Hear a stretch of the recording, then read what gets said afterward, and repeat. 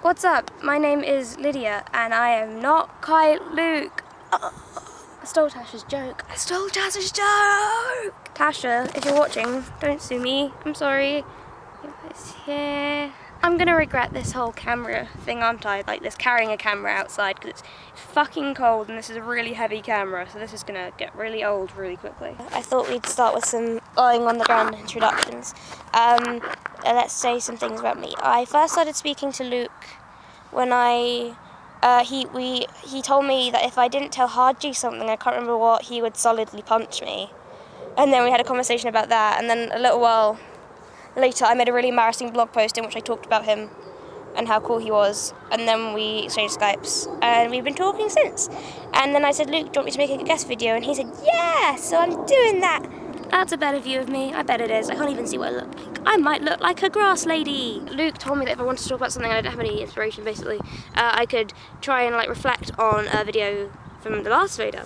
And I looked through the Vader that he did in 2012 and I found a video that I think I can relate to, which is called, I have the title here so I can get it exactly right, Vader, Day 26, Fuck Exams and Exam Boards, and I can relate to that. Even though I'm only in year 9, I'm doing half GCSE this year because that's how the Latin GCSE works in a lot of schools and I just have to deal with that. My story about the Latin GCSE is that I wasn't aware I was doing it. At first I had decided not to do it, and then the week after they told us about the actual exam and I decided not to do it.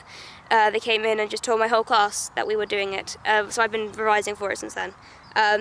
And I still don't want to do it. In fact, last time I spoke to Luke, which was the other evening, I was doing a Latin mock, and because of the fire alarm I never finished it.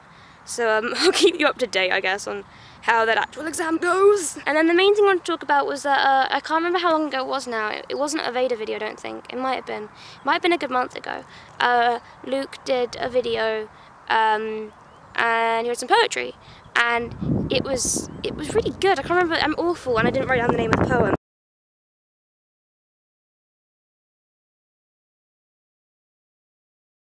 But I really liked it, and Luke made me listen to an album by the Antlers called Hospice, and it was really fucking weird but really awesome at the same time.